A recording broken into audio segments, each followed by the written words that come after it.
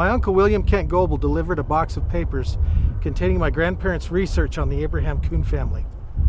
Inside was an old tape recorded in 1975 that I had restored. The interview you're about to hear was recorded by my grandmother, Alice Evelyn Sadler Goble, granddaughter of the Pleasant Green pioneers Lehi Nephi Hardman and Frances Ann Coon, as part of the research for the history of the Abraham Coon family book. Nellie Hardman Prescott, Evelyn's cousin, was 84 years old at the time of the recording.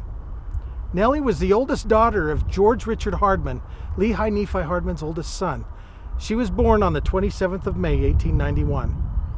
She spent much of her early childhood right here in Coonville, the southernmost part of Pleasant Green.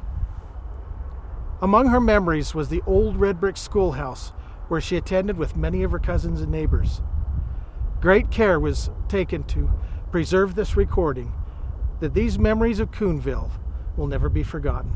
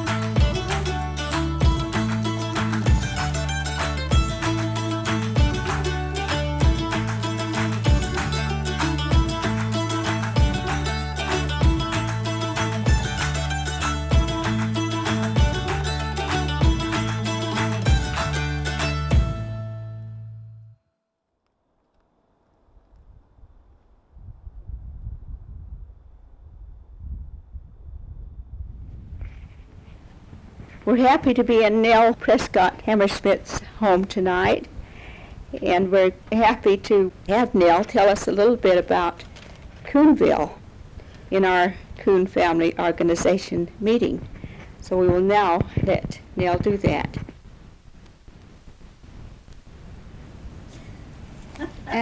My life in Coonville among my ancestors. About the first I can remember is going to school, the first grade, and George, my brother, was a grade higher than me. We went to school with Uncle Dave's children, Walter and Lon, and I remembered them more than the others.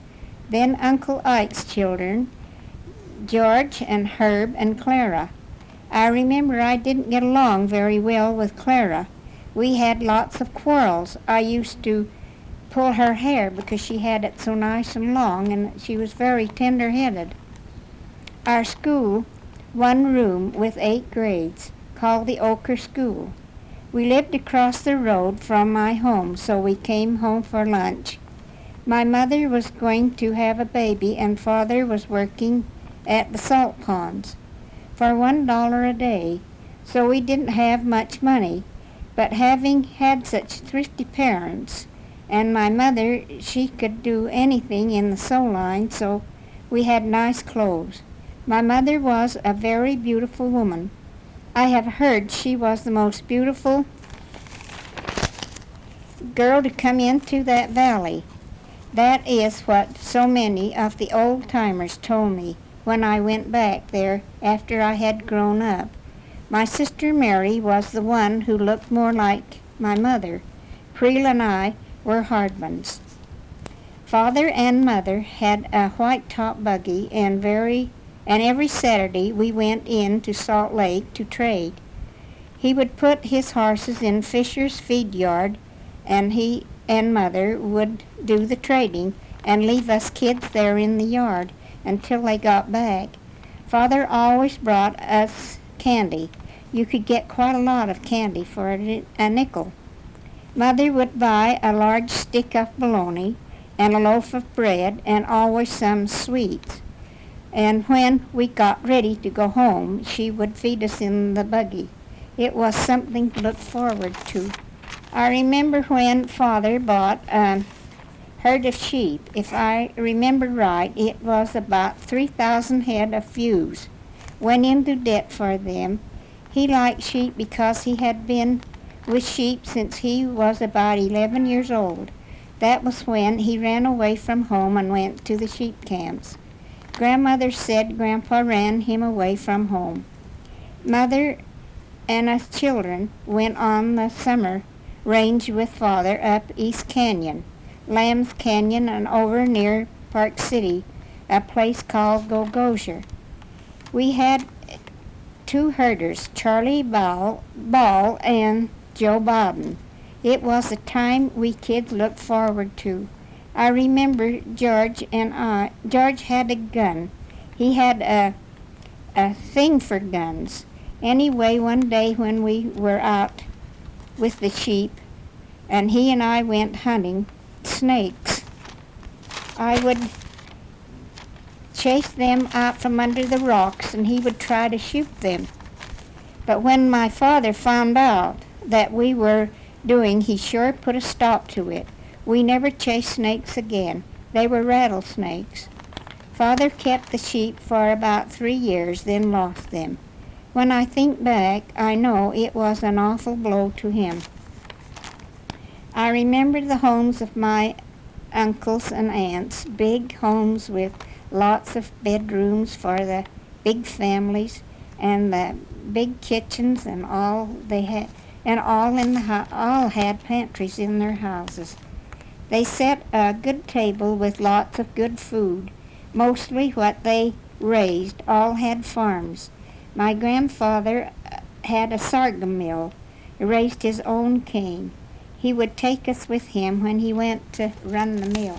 Grandfather was a very handsome man. He had curly hair and a beard. He was always dressed so neat and looked so good in his clothes.